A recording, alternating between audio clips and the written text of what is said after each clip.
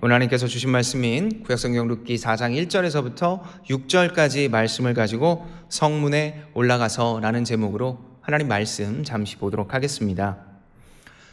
우리가 방금 전에 읽었던 이 본문은 이제 보아스가 기업 물을 자가 되는 내용입니다. 우리가 잘 알다시피 앞선 본문에서 보아스는 룻과 결혼하기로 다짐하죠. 이것은 단순한 결혼이 아니라 기업 물을 자, 히브리어로 얘기하는 고엘, 그 고엘이 되겠다라는 다짐이며 또 약속이었습니다. 여러분도 잘 아는 것처럼 이 고엘이라는 제도는 잃어버린 땅을 회복하고 가문의 대를 잇는 제도입니다.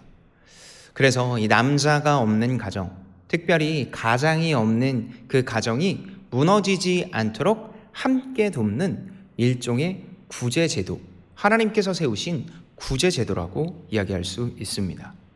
그리고 이것은 상당한 희생과 또 동시에 여러 가지 불편사항이 있지만 이것을 잘 알고 있는 보아스는 선뜻 받아들였습니다. 그리고 이제 룻과 결혼해서 그 나오미의 가정을 세우겠다라고 다짐하죠. 비록 그는 그렇게 받아들였지만 그에게 아주 작지만 선명한 난관 하나가 있었습니다. 그게 오늘 본문에 나타난 순서입니다. 이 고엘 제도의 특징 중에 하나가 순서인데요.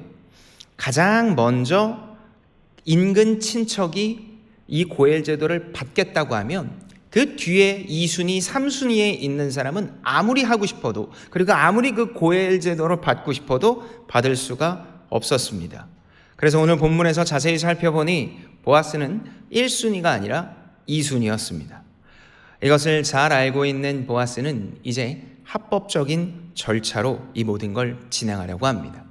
그리고 오늘 본문은 이런 합법적인 절차의 시작임과 동시에 보이지 않는 하나님이 우리 눈에 보이는 능력을 보여주고 계십니다. 먼저 오늘 본문 1절의 말씀인데요. 룻기 4장 1절의 말씀을 제가 다시 한번 읽도록 하겠습니다. 이렇게 나옵니다. 보아스가 성문으로 올라가서 거기 앉아 있더니 마침 보아스가 말하던 기업 물을 자가 지나가는지라. 보아스가 그에게 이르되 아무개여 이리로 와서 앉으라 하니 그가 와서 앉으매. 보아스가 룻과 헤어지자마자 해가 뜨고 곧바로 성문으로 올라갑니다. 조금도 지체하지 않고 일을 해결하는 모습입니다. 분명히 룻이 더 약자입니다. 그리고 기다리는 사람도 룻이죠. 하지만 보아스는 룻을 분명하게 배려하고 있습니다. 지금 룻은 귀가한 뒤에 상당히 불안했습니다. 그는 모든 것을 걸고 모든 평판을 걸고 이 보아스와 결혼하려고 하는데 보아스는 불과 이 6대의 보리만 주면서 일단 집에 가 있어라 이야기하지 않았습니까? 그러니까 자신이 하려는 모든 일들이 가로막힌 것 같고 어떻게 하면 좋을지 참 많이 불안했을 것 같습니다. 보아스는 이 마음을 잘 헤아렸죠. 그래서 시간을 지체하지 않고 곧바로 일을 진행합니다. 그래서 이 본문에서는 보아스가 당시 성문으로 올라갔다라고 표현을 하는데요. 우리는 여기서 이 성문이 어떤 구조로 되어 있는지를 알아야 이 성경의 내용을 잘 알 수 있을 것 같습니다. 당시 보아스가 올라갔던 성문은요, 2층 구조로 되어져 있습니다. 1층은 사람들이 다니는 문의 구조입니다. 그러니까 우리가 성문이라고 생각하는 상상의 내용 그대로 있는 게 1층입니다. 그런데 그 위에 2층이 있는데 그 2층은 아주 상당히 넓은 다락방으로 되어져 있었습니다. 우리가 이 다락방이라고 표현을 하니까 한 몇 명, 두세 명 정도 앉을 수 있는 좁은 방처럼 생각이 들 수 있지만 당시 한 5, 60명 정도 앉을 수 있는 공간이 다락방이라고 보통 표현했는데 그 정도의 사람이 앉을 수 있는 아주 상당히 넓은 곳이었습니다. 그 성문 2층의 다락방, 그 다락방은 단순히 사람들이 모여서 이야기하고 노는 곳이 아니라 그 지역의 법원 역할을 했습니다. 법원. 그곳에 앉아서 자신보다 먼저 기업 물을 사람인 아무개를 기다립니다. 여러분, 이 1절을 읽고 나서 조금 이상한 것 못 느끼시겠습니까? 먼저 보아스가 기업 물을 자가 언제 올 줄 알고 이른 아침부터 성문에 앉아 있을까요? 그날 오지 않으면 어떡하려고 그는 그렇게 무작정 성문에 앉아 있었을까요? 마침 그 사람이 와서 다행이지 안 왔으면 어떡하려고 그렇게 보아스는 하염없이 앉아 있었을까요? 게다가 저는 개인적으로 이 본문에서 더 의아한 내용은 그 보아스가 마침 만난 사람, 기업 물을 사람을 아무개라고 표현하는 것입니다. 아무개, 사람 이름이 아무개일 리는 없지 않습니까? 성경에서 이 아무개라고 표현을 하는 이 펠로이 안모이는요, 사실 어떤 사람인지 정확하게 나타내고 싶지 않을 때 사용하는 겁니다.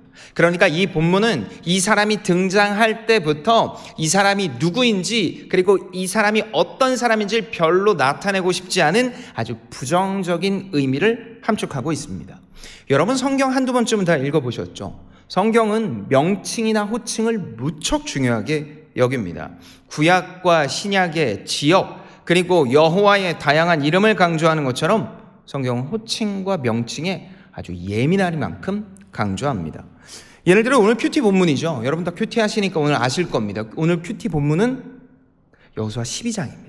여러분, 이게 마스크 쓰고 계시니까 예득이를 못하신 거라고 믿습니다. 여기 계신 분들 다 새벽기도도 나오시고 다 아시잖아요. 요즘 뭐 이번 주 설교 너무너무 좋은 분들이 계속하고 계시는데, 여러분 다 아시잖아요. 설교는 여호수아는 12장입니다. 다 마스크 쓰고 계시니까 모르셨을 거라고 생각합니다. 여호수아 12장 무슨 내용인지도 아시죠? 여호수아 12장은요 아주 긴 명칭으로 되어져 있습니다. 아주 긴 명칭, 처음부터 끝까지 지역 명칭으로 계속해서 나옵니다.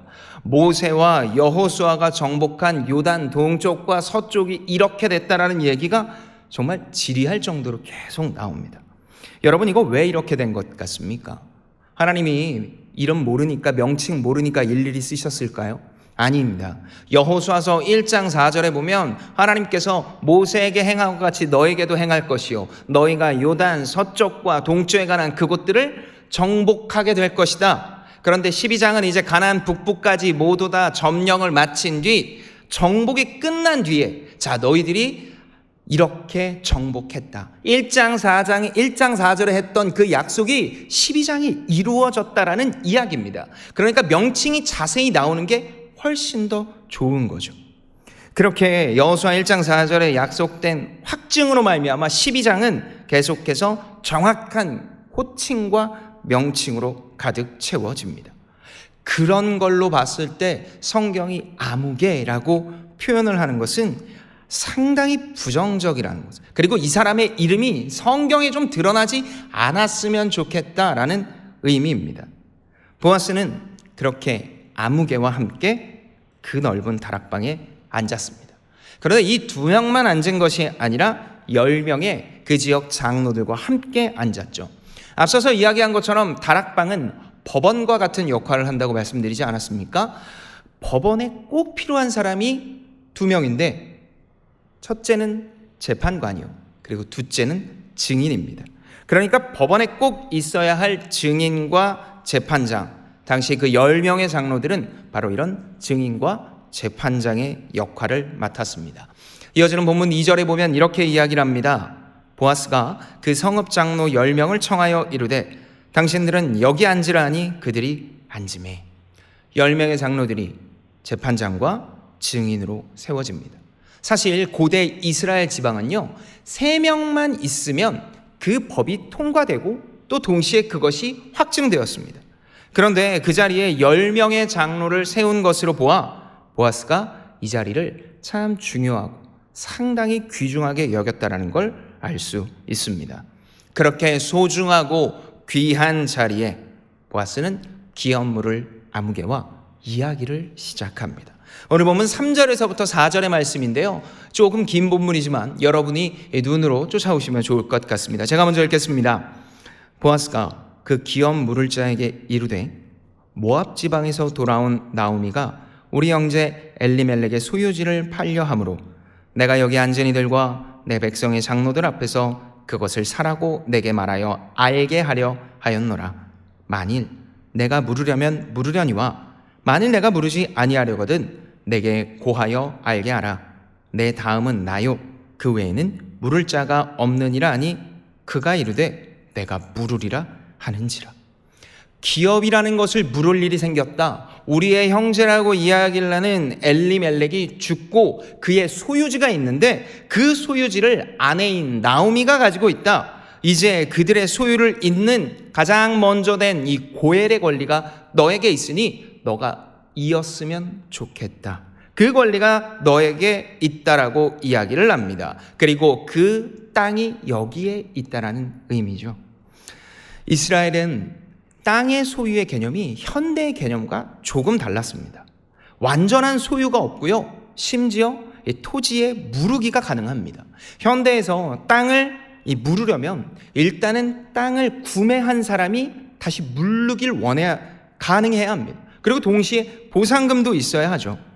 하지만 고대 이스라엘은 아니었습니다.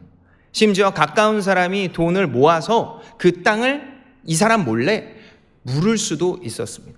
예를 들어 제가 땅을 팔았는데 제 친척들이 그 땅을 다시 물을 수 있도록 돈을 모아서 다시 저에게 줄 수 있다는 겁니다. 왜냐하면 이 모든 토지의 실소유주가 하나님이기 때문입니다. 토지의 모든 실소유주가 하나님이니까 모두 평등한 그분의 자녀들이 이런 토지 매매를 통해서 서로 종속되는 모습을 보기 원하지 않았습니다. 그래서 하나님은 하나님의 백성들을 향해 땅을 얼마나 소유했나 보다 땅을 경영하는 것에 집중하라는 의미이죠. 이것은 당시의 나오미도 마찬가지였습니다. 아마 그녀의 가족은 10여 년 전에 이 베들레헴을 떠날 때 남겨진 땅, 그 땅은 완전히 버려졌거나 다른 사람이 경작했을 겁니다. 이제 그런 땅을 통해 가정을 회복하려 하죠. 여기까지 보면 기업 물을 아무개는 이제 아니라고 해야 할 것 같습니다. 왜냐하면 우리는 사실 룻기의 마지막 결말을 잘 알고 있지 않습니까? 아름답게 룻과 그리고 이 보아스가 결혼해서 다윗이 나온다라는 우리 그 결말을 향해서 지금 계속해서 가고 있는데 우리가 예상하는 것과 다른 난관이 나타납니다. 아니 이 아무개가 기업을 무르겠답니다. 보아스 입장에서 지금 이 말을 듣고 어땠을까요? 만약 제가 보아스였다면 너무너무 당황했을 것 같습니다. 앞서 룻에게 이야기를 하는 것을 보면 분명히 보아스는 룻과 결혼하고 싶었어요. 확고한 의지도 있었습니다. 게다가 지금 그 앞에 자신과 아무개 말고 누가 있습니까? 그 지역에 10명의 장로들이 같이 앉아 있습니다. 그 장로들 데리고 올 때 뭐라고 얘기했겠어요? 내가 지금 여기서 꼭 확증할 일이 있으니 당신들이 여기 있어야 된다. 그 일이 무엇이냐? 내가 이렇게 룻과 이렇게 하려고 하는데 당신들의 도움이 필요하다고 얘기하고 데려왔을 텐데 이거 10명 앞에서 창피한 일도 이거보다 더 창피한 일이 어디 있겠습니까? 확고한 의지 앞에 나타난 의외의 난관. 저였다면 너무너무 당황했을 것 같습니다. 하지만 보아스는 마치 이런 일을 예상이라도 했던 것처럼 오늘 본문 5절에 이렇게 이야기를 합니다. 룻기 4장 5절의 말씀인데요. 이것을 새번역 버전으로 한번 읽길 원합니다. 이렇게 나옵니다. 그런데 내가 나오미에게서 그 밭을 살 경우에는 모압 여자 룻과 결혼하여 죽은 그 여자의 남편 이름으로 그 유산을 이어받을 자식을 낳게 해주어야 된다. 너의 결정 너무 좋다. 지금 그 모든 것 이어받는다는 얘기 너무 동의한다. 그런데 기억할 것이 하나 있으니 바로 그 나오미의 며느리 룻이 있고 그 룻과 결혼해 아이를 낳아야 된다. 기업 무르는 일이 엘리멜렉의 땅을 사는 것 정도가 아니라는 의미입니다. 그리고 그가 얘기를 할 것은 나오미의 과부된 며느리 룻과 결혼해야 하고 결혼으로 멈추지 않고 자녀를 낳아 룻의 자녀들도 동일한 유산 상속을 받아야 된다라는 이야기입니다. 지금 이 아무개가 가진 재산의 상속권 안에 예상치 못한 룻의 자녀들이 들어와 동일하게 나누는 희생을 강조합니다. 기업 물을 자 이 아무개 입장에서 처음에 이 땅에 관한 이야기를 들었을 때 너무 좋았을 것 같아요. 지금 들어도 좋은데 당시에는 얼마나 좋았겠습니까? 땅을 비록 소유할 수는 없지만 오랜 시간 땅을 다스려서 경제적 이익을 얻을 수 있는 횡재. 이거 너무너무 횡재가 왔구나라고 생각했을 겁니다. 그래서 냉큼 하겠다라고 이야기를 했는데 갑자기 들어온 그 횡재는 희생이라는 포장지로 다가옵니다. 단순한 횡재가 아니라 희생과 함께 들어왔다는 겁니다. 횡재와 희생이 같이 왔습니다. 그럴 때 이 아무개는 어떤 결정을 합니까? 오늘 본문 6절입니다. 우리가 다 같이 한 목소리를 읽도록 하겠습니다. 룻기 4장 6절의 말씀입니다. 시작. 그 기업 물을 자가 이르되 나는 내 기업에 손해가 있을까 하여 나를 위하여 물으지 못하노니 내가 물을 것을 내가 물으라. 나는 물으지 못하겠노라 하는지라. 여기서 기업에 손해가 있을 것 같다라는 건요, 히브리어로 직역을 하면 내 기업을 망가뜨릴 것 같다라는 이야기입니다. 땅을 사는데 분명히 돈이 들어가기는 했을 거예요. 그런데 거기서 나오는 결과물, 농산물이던 이런 것들을 통해서 늙은 과부인 나오미는 아마 충분히 돌볼 수 있을 거라고 생각했을 겁니다. 그리고 나이가 많으니까 그녀의 죽음 이후에 남겨진 수많은 이익을 통해 아마도 나는 더 좋을 거야 라고 판단했겠죠. 하지만 나오미의 며느리 룻의 존재를 알고 나서 복잡한 셈법으로 고민했고 결국 그는 포기합니다. 자신의 재산을 통해서 형제의 기업을 세우는 것이 자신의 입장에선 자신이 세워놓은 것들을 모두 무너뜨리고 그리고 망가뜨릴 것 같은 지나친 희생이며 동시에 눈에 보이는 이익이 나지 않는다라는 것 때문입니다. 여러분, 너무 비교되지 않습니까? 보아스는 약한 룻과 약속을 기억하며 언제 올지 모르는 기업 물을 자를 하염없이 기다렸습니다. 게다가 기업 무르는 희생을 알고도 헌신의 권리를 얻으려고 했죠. 하지만 기업 물을 아무개는 땅을 얻는 이익에는 냉큼 대답을 했지만 자신의 예상을 넘는 희생이 보이자 곧바로 그 희생의 권리를 포기합니다. 마치 창세기의 에서가 장자의 권리를 쉽게 포기한 것처럼 말입니다. 창세기의 에서가 왜 장자의 권리를 포기합니까? 배가 고프는 자신의 욕구가 있지 않습니까? 그런데 그 욕구가 눈앞에 보이는 붉은 죽을 보고 그것을 채우기만 하면 하나님이 주신 장자의 권리, 낮아지고 그 가정을 다스리며 그것에 먼저 된 자가 되어야 된다는 권리 따위는 다 포기하고 내 중심이 되었기 때문입니다. 그래서 하나님께서는 그 에서를 무척 안타까워 여기시죠. 그런 것처럼 지금 이 아무개도 동일합니다. 내가 세운 기업, 내가 세운 이 모든 것들 안에 예상치 못한 희생이 들어와서 그 희생으로 말미암아 모든 것이 어그러질까 봐, 내 계획이 아닌 대로 흘러갈까 봐 두려워해서 결국 그는 모든 걸 포기합니다. 그리고 그는 결국 이름이 없는 아무개로, 성경에서 그토록 싫어하는 미확정의 아무개로 남게 됩니다. 이 본문의 룻기는 사사기와 같은 시대입니다. 여호수아가 죽고 난 뒤 24장에 너희들은 누구를 따를 거냐고 물었고 우리는 여호와를 따르겠다고 얘기한 그 이스라엘 백성이 사사기로 들어와서 하나님을 따르지 않습니다.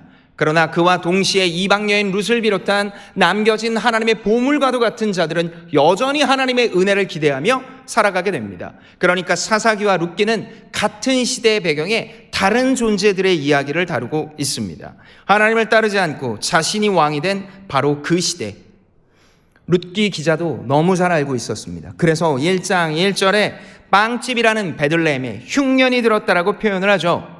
이처럼 이스라엘 공동체는 피폐했습니다. 앞선 아무개와 같은 존재들이 넘쳐서 내 욕구, 내 개인주의에만 가득 차서 내가 이루어놓은 기업에 조금이라도 희생이 필요하고 조금이라도 타격이 갈 것 같으면 모든 것을 포기하는, 심지어 하나님의 명령임에도 모든 것을 포기하게 되는 모습, 바로 그것이 당대의 이스라엘 백성들의 삶이었습니다.